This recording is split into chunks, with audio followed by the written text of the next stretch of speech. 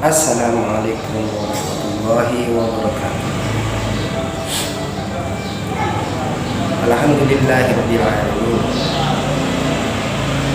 Wassalatu wassalamu ala sayyidil mursalin sayyidina Muhammadin wa ala alihi wa sahbihi ajma'in.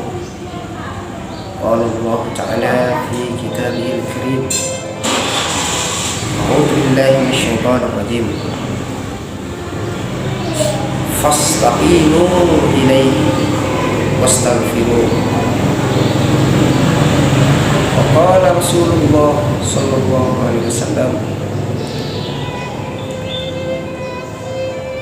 istaqimu walan tuhsu. Amma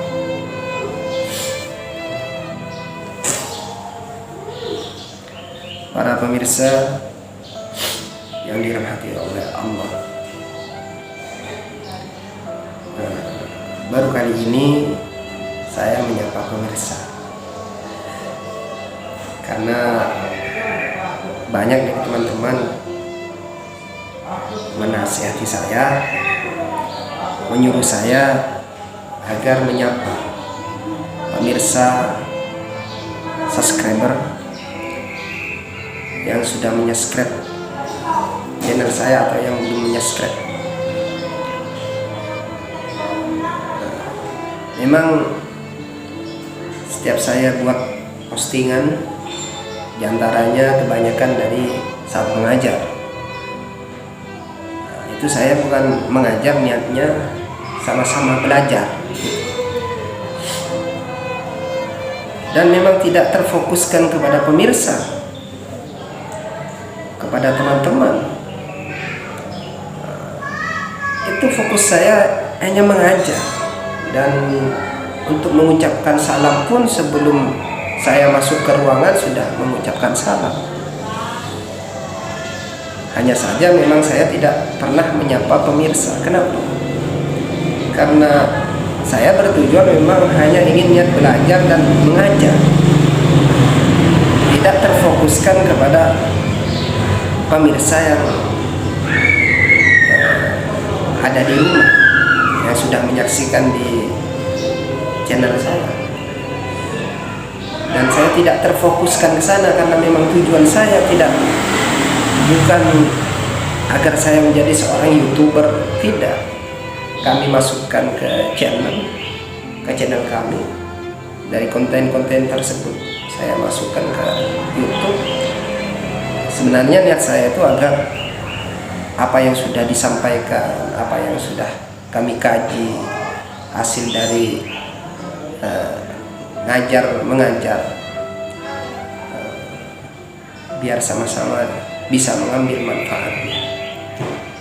Dan tujuan saya kalau memang di antara pembahasan yang sudah dikaji, yang sudah dibahas itu ada kekeliruan atau kesalahan, saya mempersilahkan para pemirsa untuk menegur saya atau menyalahkan saya lewat komentar.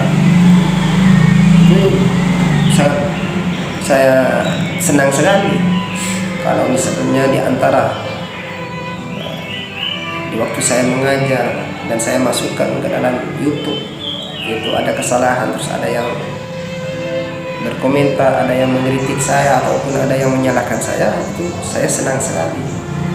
Karena memang tujuan saya ingin mengajar, ingin belajar, bukan hanya ingin mengajar. Intinya saling bisa mengambil manfaatnya.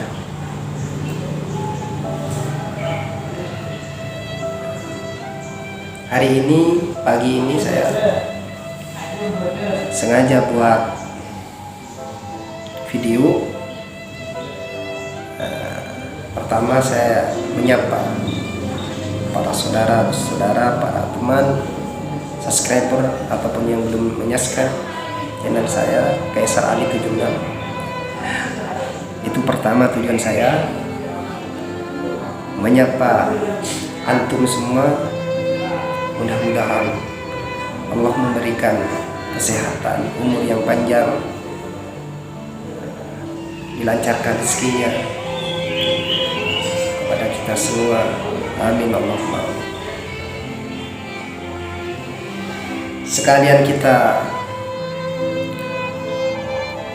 di pagi ini bukan hanya sekedar menyapa, mari kita membahas atau mengutip ayat yang sudah Allah sampaikan, sumastaqimu ilaihi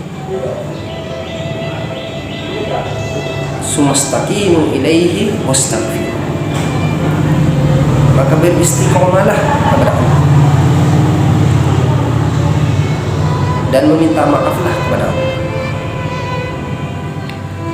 Jadi istiqomah itu memang sulit, sehingga Allah setelah menyuruh kita istiqomah akan beristighfar. Kenapa? Karena tidak untuk mengerjakan amalan-amalan istiqomah itu tidak semudah yang kita bayangkan. Mungkin hanya para anbiya, para rasul, para sahabat, para tabi'in yang bisa sanggup menyempurnakan istiqomahannya, sehingga Allah menasihati kita di saat kita menjalankan sebuah keistiqomahan, maka kita dianjurkan beristighfar kepada Allah. Kenapa? Karena sesungguhnya manusia itu mungkin selain para anbiya dan para nabi, para rasul, para aulia itu tidak bisa melaksanakan keistiqomahan dengan sempurna. Di antara itu, jadi misalnya kita menjalankan sebuah keistiqomahan berupa sholat sunnah, tahajud ataupun duha, sholat duha, ataupun membaca Al-Quran setiap ba'da sholat, sehingga pastinya di antara amalan-amalan tersebut ada satu waktu yang tidak bisa kita laksanakan, tidak bisa kita amalkan karena ada halangan atau karena lupa atau karena kelalaian kita. Dari itu Allah menyuruh kita, Allah menghimbau kita agar kita beristighfar kepada Allah dengan amalan-amalan tersebut yang kita tidak bisa melaksanakannya dengan istiqomah yang sempurna. Kalau orang itu sudah terbiasa misalnya membaca Al-Quran setiap ba'da sholat, dia memiliki keistiqomahan membaca Al-Quran ba'da sholat fardu, maka seandainya di saat dia tidak bisa membaca Al-Quran karena satu halangan, walaupun itu karena halangan syar'i, berhalangan yang syariat karena ada tamu atau ada darurat, sehingga kita tidak bisa membaca Al-Quran, tetap kalau orang itu sudah merasakan keistiqomahan amalannya, maka dia akan merasa kurang sempurna hatinya. Sehingga demikian Allah menghimbau kita, menasihati kita dan beristighfar kepada Allah, sehingga kita bisa mengerjakan amalan-amalan dengan lancar, dengan tidak ada halangan dan rintangan.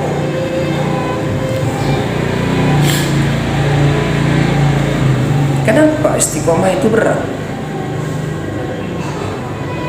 Yaitu karena istiqomah itu adalah amalan-amalan para anbiya dan rasul. Sedangkan kita sebagai orang biasa yang ahli berdosa, maka sulit untuk mengerjakan amalan istiqomah, amalan sunnah yang istiqomah. Kita harus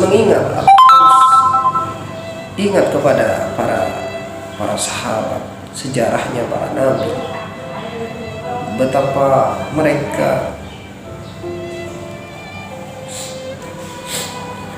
mempertahankan keistiqomahannya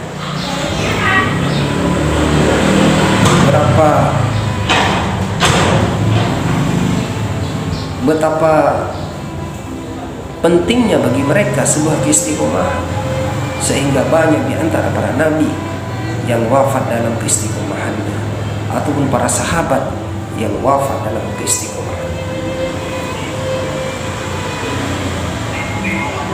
Fadilahnya istiqomah, karena di saat dia tetap dalam keistiqomahannya, misalnya membaca Al-Quran, itu kebanyakan biasanya di saat orang sudah mendekati ajalnya, maka Allah mencabut nyawanya di saat ia mengerjakan keistiqomahan. Dan di saat orang itu sudah merasakan keistiqomahan, maka hatinya akan tenang. Untuk menghadapi kehidupan di dunia dan juga di akhirat.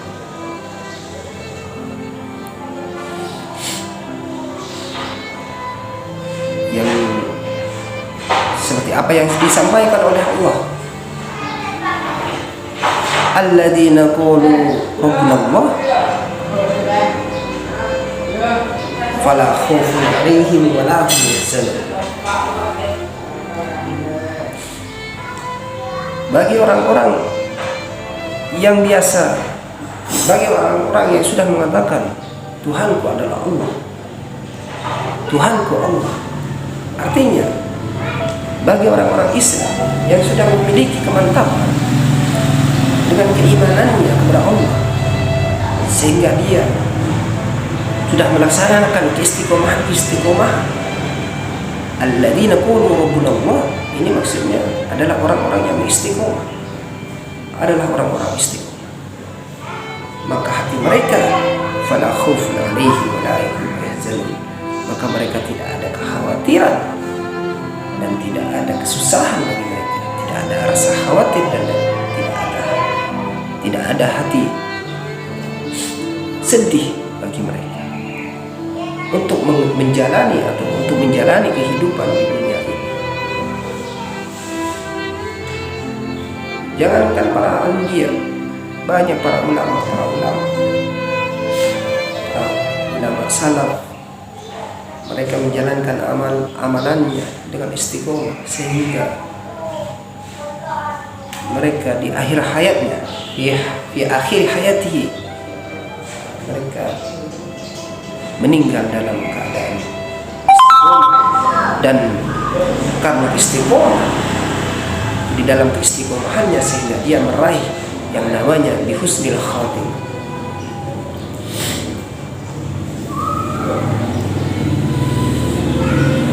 Kiai-kiai kampung saja di kampung di sini, di kampung saya, di saat saya meneliti orang-orang yang memiliki keistiqomahan dan mereka wafat di dalam keistiqomahan, subhanallah,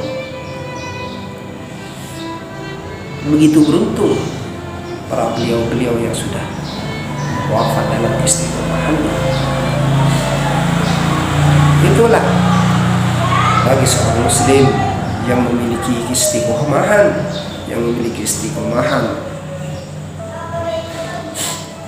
para muslim yang memiliki istiqomahan, mereka tidak akan merasakan ketakutan ataupun merasakan kelaparan, atau takut nggak bisa makan, takut nggak bisa ini, takut dengan ini, khawatir begini, khawatir tidak bisa berbuat apa-apa. Tidak. Bagi orang yang memiliki istiqomahan, maka dia akan tenang di dunia, dia akan mantap di dunia, nyantai, dan dia pun merasa yakin dengan husnul khatimah, sehingga dia terus menggapai keistiqomahannya, sehingga dia terus mempertahankan keistiqomahannya, karena beliau yakin, mantap, hatinya mantap untuk meraih husnul khatimah, sebagaimana Allah tegaskan, alladzina qalu rabbuna Allah fala khaufun 'alaihim wa la hum yahzanun. Semoga apa yang sudah saya sampaikan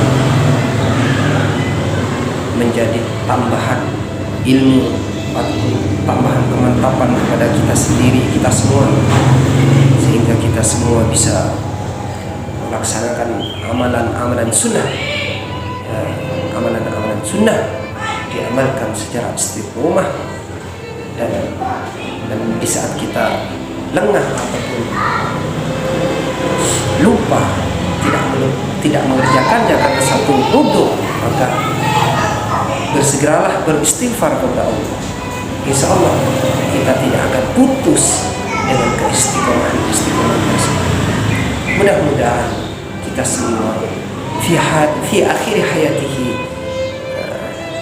di akhir hayat kita, kita diwafatkan sebagai orang-orang yang dalam melaksanakan keistiqomahan dari beberapa amaliyah sunnah atau amaliyah wajib. Mudah-mudahan kita semua diridhoi oleh Allah dan selalu mendapatkan rahmat Allah Subhanahu wa taala. Amin. Akhiran dari kami pribadi, kalau ada penjelasan ataupun ucapan yang kurang sopan atau kurang tersusun, kurang rapi, ataupun ada kesalahan yang tidak mengenankan para pemirsa, saya mohon maaf yang tidak ada batasnya. Akhiran ihdinas siratal mustaqim. Assalamualaikum